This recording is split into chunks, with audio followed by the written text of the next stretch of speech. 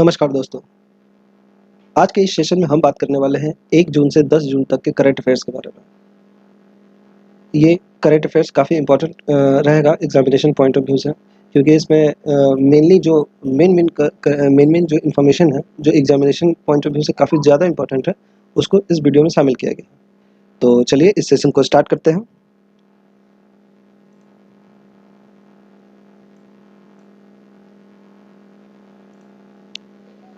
तो आपका पहला प्रश्न है कि बोला टिनुबू किस देश के नए राष्ट्रपति बने हैं। ठीक है, तो ये जो बोला टिनुबू बने हैं ये नाइजीरिया के राष्ट्रपति बने हैं। ठीक है, ये 29 मई को नाइजीरिया के राष्ट्रपति के रूप में शपथ लिया इन्होंने। ठीक है, बात कर लेते हैं नाइजीरिया के बारे में। तो नाइजीरिया जो है ये गिनी की खाड़ी पर स्थित एक अफ्रीकन कंट्री है। ये जो है अफ्रीकी देश है। ठीक है, और इसका जो कैपिटल है, इसका कैपिटल है अबूजा। ठीक है, तो आपका जो प्रश्न था बोला टिनुबू किस देश के राष्ट्रपति बने हैं, तो इसका आंसर है नाइजीरिया। बढ़ते हैं अगले प्रश्न की तरफ। अगला प्रश्न है आपका कि आर्थिक और सामाजिक रूप से कमजोर परिवारों को क्रेडिट लिंक्ड वित्तीय सहायता के तौर पर मदद करने के लिए किस राज्य सरकार ने मोह घर योजना शुरू की है। तो मोह घर जो योजना शुरू की है वो शुरू किया है आपका उड़ीसा सरकार ने। ठीक है, उड़ीसा सरकार के द्वारा मोह घर योजना शुरू की गई है। ठीक है, अगला प्रश्न है आपका निम्नलिखित में से किस व्यक्ति को 2024 से 2027 तक 4 साल की अवधि के लिए विश्व स्वास्थ्य संगठन के बाहरी लेखा परीक्षक के रूप में फिर से चुना गया है। तो ये बहुत ही इंपॉर्टेंट क्वेश्चन है, क्योंकि जिनका चयन हुआ वो बार बार खबर में रहते हैं। तो इस प्रश्न का उत्तर है आपका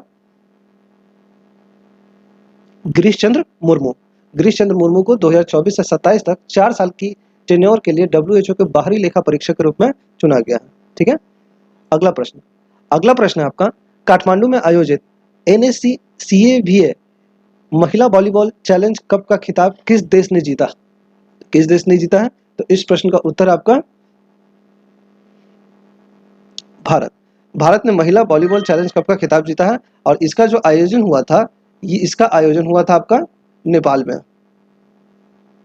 ठीक है, नेपाल में इसका आयोजन हुआ था।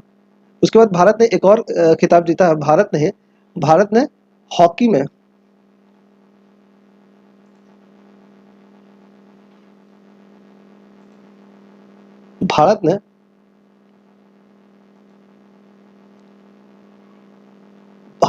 हॉकी में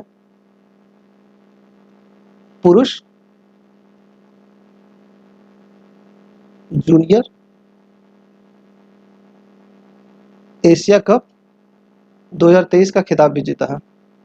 ठीक है, तो इस प्रश्न में आपका 2 इंपॉर्टेंट न्यूज आ गया, वो ये कि महिला वॉलीबॉल चैलेंज कप का खिताब किस देश ने जीता है, तो भारत। और भारत ने हॉकी में पुरुष जूनियर एशिया कप का 2023 का भी खिताब जीता है। ठीक है, अब बढ़ते हैं अगले प्रश्न की तरफ।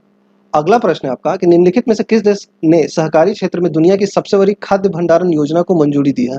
ठीक है, तो ये जो है आपका इस प्रश्न का भी उत्तर होगा आपका भारत में जो केंद्रीय मंत्रिमंडल ने 31 मई को 3 मंत्रालयों की 8 योजनाओं को मिलाकर सहकारी क्षेत्र में दुनिया की सबसे बड़ी अनाज भंडारण योजना बनाने के लिए एक अंतर मंत्रालयी समिति के गठन और सशक्तिकरण को मंजूरी दे दी है, जिसमें क्या है कि 1 ट्रिलियन अमाउंट का की योजना सरकारी क्षेत्र में दुनिया की सबसे बड़ी अनाज भंडारण यह योजना होगी। ठीक है, तो इस प्रश्न का उत्तर हो गया आपका भारत। अगला प्रश्न है आपका कि भारतीय अंतरिक्ष अनुसंधान संगठन इसरो ने श्रीहरिकोटा से अपने अगली पीढ़ी के नौवहन उपग्रह NVS-1 को किस यान की मदद से लॉन्च किया है। ठीक है, तो ये जो इस प्रश्न का उत्तर होगा आपका GSLV F-15 अंतरिक्ष यान नेविगेशन विद इंडियन कॉन्स्टलेशन श्रृंखला का ये जो हिस्सा है। NVS का वजन लगभग 2.232 किलोग्राम है और इसे GSLV-15 रॉकेट द्वारा सतीश धवन अंतरिक्ष केंद्र श्रीहरिकोटा से दूसरे लॉन्च पैड से लॉन्च किया गया। ठीक है, तो इस प्रश्न का उत्तर हो गया आपका GSLV F-15। अब बढ़ते हैं अगले प्रश्न की तरफ। अगला प्रश्न आपका कि वेद कुमारी घई जिनका 91 वर्ष की आयु में निधन हो गया, तो वो कौन थी। तो इस प्रश्न का उत्तर है आपका ये थी आपकी बहुत ही फेमस प्रसिद्ध संस्कृत विद्वान। ठीक है, ये संस्कृत की बहुत बड़ी विद्वान थी जिनका निधन हो गया है और उनका नाम था वेद कुमारी घई। ये राष्ट्रपति पुरस्कार से भी सम्मानित व्यक्ति है। ठीक है, अगला प्रश्न है आपका कि स्थानीय मुद्रा व्यापार और रूस और यूक्रेन के बीच चल रहे संघर्ष में शांति योजना स्थापित करने के लिए ब्रिक्स देशों के विदेश मंत्रियों की बैठक कहाँ आयोजित हुई है? ठीक है, तो इस प्रश्न का उत्तर है आपका दक्षिण अफ्रीका। दक्षिण अफ्रीका के केपटाउन शहर में इसका आयोजन हुआ था। ब्रिक्स देशों ने दक्षिण अफ्रीका की विधायी राजधानी केपटाउन में 1 जून को अपने विदेश मंत्रियों की बैठक शुरू की थी। ठीक है, उसमें इन सभी पॉइंट पे चर्चा किया गया। केपटाउन के बारे में एक चीज़ और जान लेते हैं कि दक्षिण अफ्रीका का एक केपटाउन शहर जो है वह पानी की किल्लत से काफ़ी जूझ रहा है। वहाँ का भूजल एकदम स्तर समाप्त हो चुका है। तो पर्यावरण के दृष्टिकोण से ये काफ़ी बैड न्यूज़ है और इसके लिए हम लोग को मिलकर काम करने की आवश्यकता है। तो ये ब्रिक्स के विदेश मंत्री की बैठक कहाँ आयोजित हुई है आपकी? दक्षिण अफ्रीका के केपटाउन शहर में। ठीक है, बढ़ते हैं अगले प्रश्न की तरफ। अगला प्रश्न आपका कि विश्व मौसम विज्ञान संगठन की पहली महिला महासचिव कौन बनी है? ये बहुत ही इंपॉर्टेंट न्यूज़ है। ठीक है, तो इस प्रश्न का उत्तर है आपका सेलेस्टो सौलो, अर्जेंटीना। ये अर्जेंटीना की है। अर्जेंटीना की सेलेस्टो सौलो विश्व मौसम विज्ञान संगठन की पहली महिला महासचिव बनी है। ठीक है, अब जानते हैं WMO। तो WMO की जो स्थापना है, WMO की स्थापना हुई थी 1873 में की गई थी और इसका जो हेडक्वार्टर है, इसका हेडक्वार्टर आपका हो गया जिनेवा। जिनेवा में इसका मुख्यालय है। ठीक है, और एक चीज़ और है, इसका जो WMO के नए अध्यक्ष बने हैं वो है आपका हाल ही में इनका चुनाव हुआ है। WMO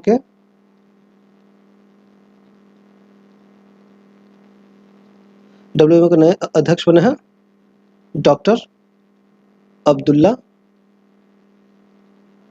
अल मंडोस। ठीक है, डॉक्टर अब्दुल्ला अल मंडोस WMO के नए अध्यक्ष बने हैं। और WMO की पहली महिला महासचिव कौन बनी है? तो वो बनी है आपकी सेलेस्टे सौलो। ठीक है, बढ़ते अगले प्रश्न की तरफ। अगला प्रश्न है आपका कि खेलो इंडिया यूनिवर्सिटी गेम्स 2023 में मेडल टैली में कौन सा विश्वविद्यालय शीर्ष पर रहा? तो इस प्रश्न का अभिष्ट उत्तर है आपका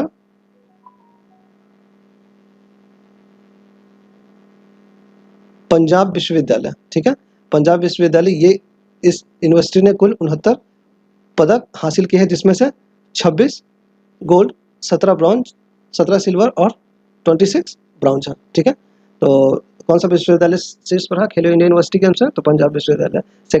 सेकंड रैंक पे है आपका गुरु नानक देव विश्वविद्यालय अमृतसर का। ये जो है पदक तालिका में सेकंड रैंक धारित करता है। ठीक है, और ये जो जैन विश्वविद्यालय कर्नाटका का है वो थर्ड रैंक पे है इस यूनिवर्सिटी गेम्स में। अगला प्रश्न है आपका कि महिलाओं को सशक्त बनाने के लिए किस राज्य सरकार ने AAI नामक लिंग समावेशी पर्यटन नीति को मंजूरी दी है?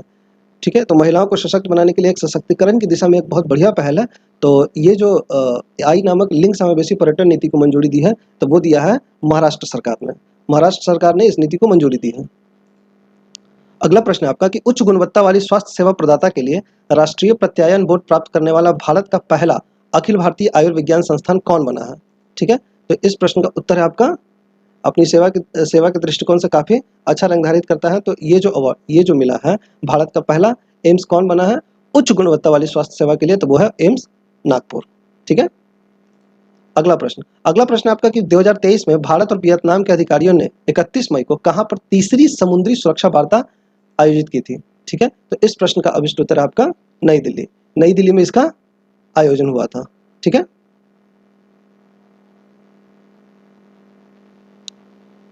और पिछले महीने का एक इम्पॉर्टेंट खबर में ये भी था कि वियतनाम के साथ जो तीसरी समुद्री सुरक्षा वार्ता आयोजित हुई है तो वह है दिल्ली में। और वियतनाम के नए प्रेसिडेंट कौन बने थे? वो बान थुआंग। ये मई महीने का करंट अफेयर्स है। जून में इन दोनों के बीच सुरक्षा वार्ता आयोजित हुई है नई दिल्ली में। अगला प्रश्न आपका कि दुनिया का पहला 3D प्रिंटेड मंदिर किस राज्य में बनाया जा रहा है? ये काफी इंपॉर्टेंट क्वेश्चन है। तो इस प्रश्न का उत्तर है दुनिया का पहला 3D प्रिंटेड मंदिर आपका तेलंगाना में बनाया जा रहा है।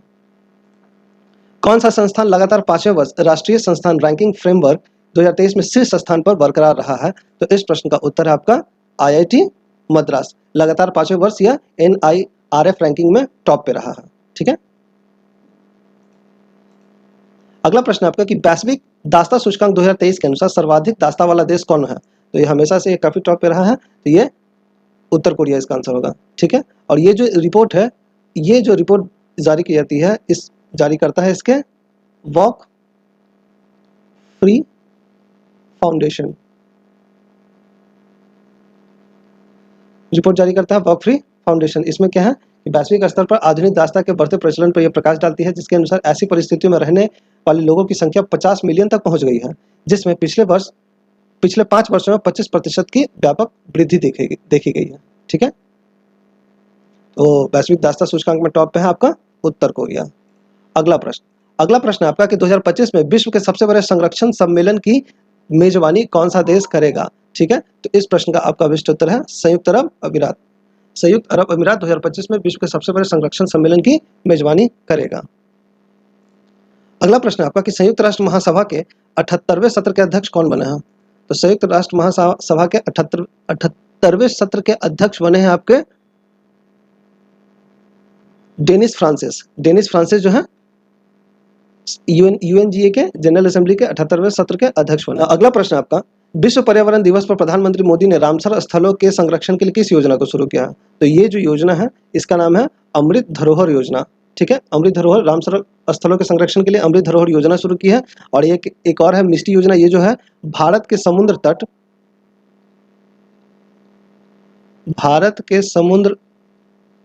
तट पर वृक्षारोपण की सुविधा प्रदान करने के लिए वृक्षारोपण की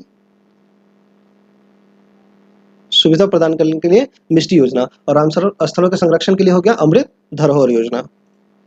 अगला प्रश्न आपका कि भारत के पहले कार्बन न्यूट्रल गांव के रूप में किस गांव को विकसित किया जाएगा? तो इस प्रश्न का उत्तर आपका भिवंडी तालुका जो महाराष्ट्र में है उसको भारत के पहले न्यूट्रल गांव के रूप में विकसित किया जाएगा। अगला प्रश्न आपका कि महिला कबड्डी लीग 2023 का पहला संस्करण कहाँ आयोजित हुआ है? तो इस प्रश्न का उत्तर आपका कि महिला कबड्डी लीग 2023 का पहला संस्करण आपका दुबई में आयोजित हुआ है।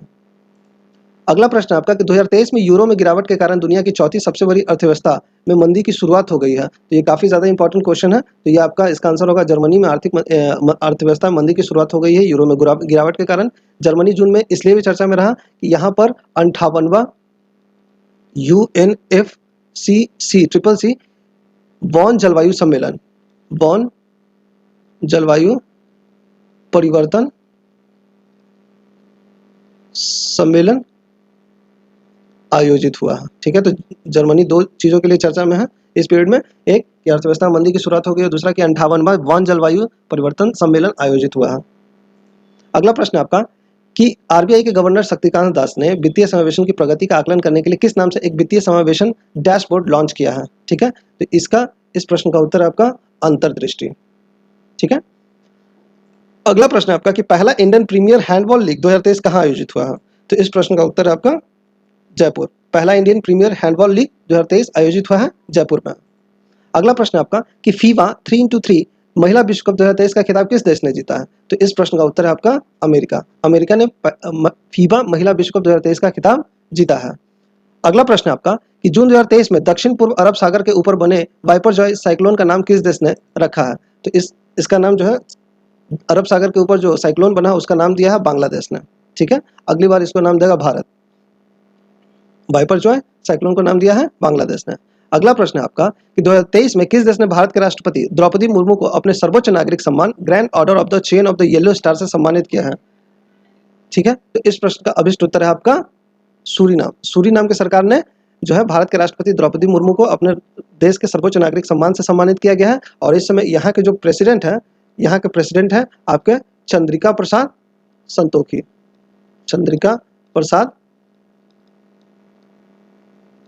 संतोखी।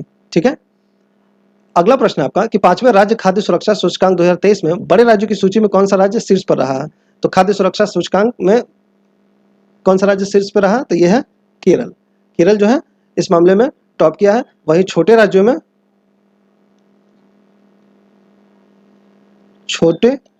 में प्रथम है आपका कौन?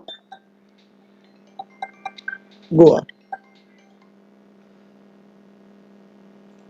अगला प्रश्न है आपका कि उभरती प्रौद्योगिकी की पहचान करने के लिए विद्युत और नवीन एवं नवीकरणीय ऊर्जा मंत्रालय ने वर्ष 2023 में किस राष्ट्रीय मिशन को शुरू किया है? तो इस प्रश्न का उत्तर है आपका माहिर एक मिशन है जिसको उभरती टेक्नोलॉजी की पहचान करने के लिए विद्युत और नवीन एवं नवीकरणीय ऊर्जा मंत्रालय ने शुरू किया है। अगला प्रश्न है आपका कि विश्व खाद्य सुरक्षा दिवस कब मनाया जाता है? तो विश्व खाद्य सुरक्षा दिवस मनाया जाता है आपका 7 जून को। और इस बार इसका थीम क्या रहा? थीम रहा food standard save lives. Food standard save lives इसका थीम रहा है, जो 7 जून को मनाया जाता है विश्व खाद्य सुरक्षा दिवस। बात कर लेते हैं कि बैडमिंटन टूर्नामेंट थाईलैंड ओपन में पुरुष एकल का खिताब किसने जीता है, तो ये जीता है आपका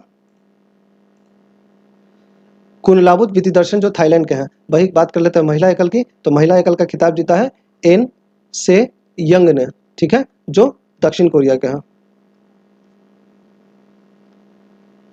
क्लियर। बढ़ते हैं अगले प्रश्न की तरफ। अगला प्रश्न है आपका कि एकता नौसैनिक अभ्यास किन 2 देशों के बीच आयोजित हुआ है, तो एकता नौसैनिक अभ्यास जो है वो भारत और मालदीव के बीच आयोजित हुआ है, ठीक है, भारत और मालदीव के बीच एकता नौसैनिक अभ्यास आयोजित हुआ है। उसके बाद है कि एक है समुद्री साझेदारी अभ्यास 2023 भारत और फ्रांस के, एक है आपका समुद्री साझेदारी अभ्यास, समुद्री साझेदारी अभ्यास, वो आयोजित हुआ भारत, फ्रांस और यूएई के बीच में, ठीक है, जिसका आयोजन ओमान की खाड़ी में हुआ, ठीक है। तो एक था नौसैनिक अभ्यास भारत और मालदीव के बीच आयोजित हुआ।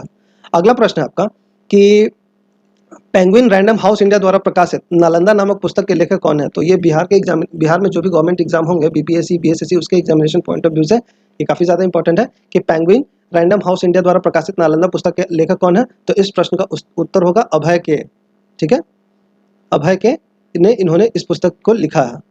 अगला प्रश्न आपका कि शोधकर्ताओं ने किस देश में गुफाओं में बनी कब्रों में मानव जैसी नालेदी नामक एक नई प्रजाति की खोज की है, ठीक है, तो इस प्रश्न का अभिष्ट उत्तर है आपका दक्षिण अफ्रीका। शोधकर्ताओं द्वारा गुफाओं में बनी जो कब्र है उसमें मानव जैसी एक नई प्रजाति खोजी है जिसका नाम नालेदी है, तो कहाँ खोजा है, तो ये दक्षिण अफ्रीका की गुफाओं में खोजा है। अगला प्रश्न आपका कि किस देश ने अपनी पहली हाइपरसोनिक बैलिस्टिक मिसाइल फतह विकसित किया, तो इस प्रश्न का उत्तर है आपका ईरान। ईरान ने अपना पहला हाइपरसोनिक बैलिस्टिक मिसाइल फतह विकसित किया है, ठीक है। और आपका अगला प्रश्न है वो ये कि एशियाई अंडर एथलेटिक्स चैंपियनशिप 2023 की पदक तालिका में भारत किस स्थान पर रहा है, तो इसमें जो है भारत तीसरे स्थान पर रहा है, ठीक है। एशियाई अंडर 20 एथलेटिक्स चैंपियनशिप 2023 की पदक तालिका में भारत तीसरे स्थान पर रहा है। भारत ने कुल 12 पदक हासिल किए हैं। वही बात कर लेते हैं पहले स्थान पे कौन है, तो पहला स्थान पे आपका जापान, ठीक है, पहला स्थान पे जापान है और तीसरे स्थान पे आपका भारत है। और इसका जो आयोजन है, इसका आयोजन हुआ था दक्षिण कोरिया में, दक्षिण कोरिया में इसका आयोजन हुआ था। अगला प्रश्न है आपका वो ये कि महिलाओं के लिए शक्ति स्मार्ट कार्ड योजना किस राज्य ने शुरू की है, तो महिलाओं के लिए शक्ति स्मार्ट कार्ड योजना ये जो शुरू की है वो कर्नाटक की सरकार ने है। कर्नाटक में हाल ही में चुनाव हुआ था जिसमें कांग्रेस जीती है, तो उसने अपने मैनिफेस्टो में कुछ 5 योजनाओं की बात की थी जिसमें स्मार्ट कार्ड योजना उसी 5 योजनाओं का एक हिस्सा है जिसमें महिलाओं को राज्य में बसों में मुफ्त यात्रा का लाभ मिलेगा। अगला प्रश्न और अंतिम प्रश्न आज का यह है कि ranking SDG 7 the energy progress report 2023 किस संस्था ने जारी की है, तो इसको जारी किया है अंतर्राष्ट्रीय ऊर्जा एजेंसी ने, ठीक है, अंतर्राष्ट्रीय ऊर्जा एजेंसी ने ranking SDG 7 the energy progress report 2023 जारी किया, ठीक है। तो ये आज के 1 से 10 जून के बीच के इंपॉर्टेंट करंट अफेयर्स थे जो एग्जामिनेशन पॉइंट ऑफ व्यू से काफ़ी ज़्यादा इंपॉर्टेंट है। आप इनको पढ़ें और रिवाइज करें और अपनी तैयारी में शामिल करें। इसमें इन प्रश्नों के एग्जाम में आने की प्रबल संभावना है कि इस पीरियड से 2-3 नंबर के क्वेश्चन तो डेफिनेटली ही आएंगे। तो आज के लिए बस इतना ही, मिलते हैं अगले वीडियो में, धन्यवाद।